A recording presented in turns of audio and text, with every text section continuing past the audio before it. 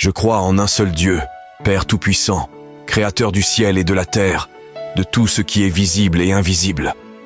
Je crois en un seul Seigneur Jésus-Christ, Fils unique de Dieu, né du Père avant tous les siècles, Dieu de Dieu, lumière de lumière, vrai Dieu de vrai Dieu, engendré, non créé, de même nature que le Père, par qui tout a été fait. Pour nous les hommes et pour notre salut, il descendit du ciel, et par l'Esprit Saint, il prit chair de Marie la Vierge, et il devint homme.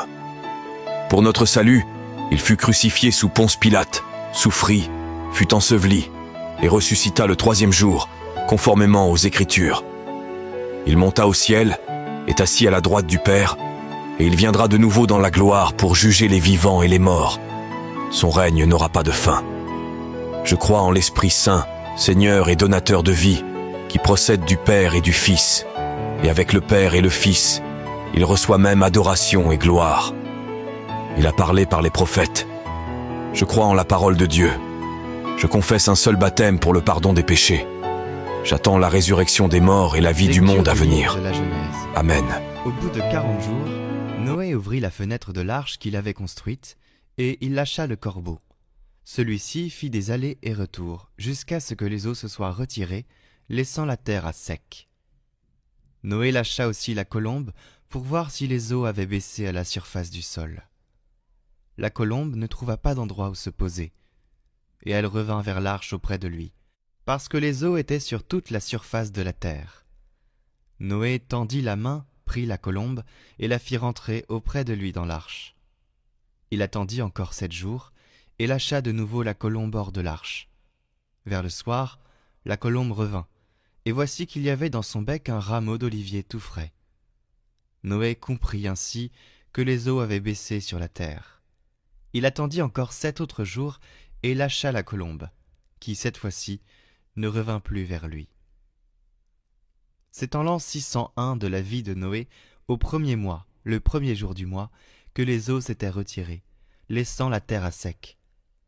Noé enleva le toit de l'arche et regarda, et voici que la surface du sol était sèche.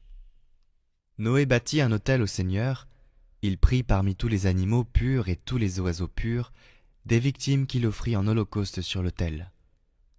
Le Seigneur respira l'agréable odeur, et il se dit en lui-même : « Jamais plus je ne maudirai le sol à cause de l'homme. Le cœur de l'homme est enclin au mal dès sa jeunesse, mais jamais plus je ne frapperai tous les vivants comme je l'ai fait. Tant que la terre durera, semailles et moissons, froidure et chaleur, été et hiver, jour et nuit, jamais ne cesseront. »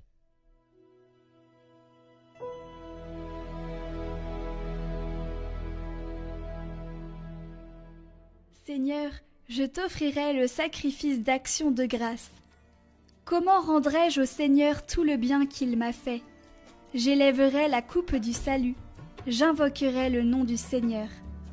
Je tiendrai mes promesses au Seigneur, oui, devant tout son peuple. Je t'offrirai le sacrifice d'action de grâce, j'invoquerai le nom du Seigneur. Je tiendrai mes promesses au Seigneur, oui, devant tout son peuple, à l'entrée de la maison du Seigneur, au milieu de Jérusalem.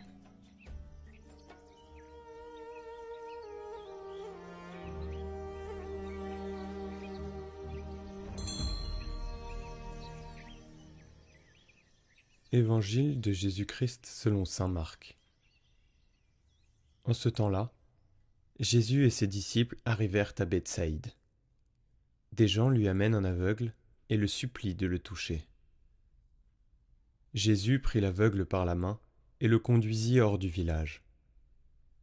Il lui mit de la salive sur les yeux et lui imposa les mains. Il lui demandait : « Aperçois-tu quelque chose ? » Levant les yeux, l'homme disait : « J'aperçois les gens. Ils ressemblent à des arbres que je vois marcher. » Puis Jésus, de nouveau, imposa les mains sur les yeux de l'homme. Celui-ci se mit à voir normalement. Il se trouva guéri et il distinguait tout avec netteté. Jésus le renvoya dans sa maison en disant : « Ne rentre même pas dans le village. »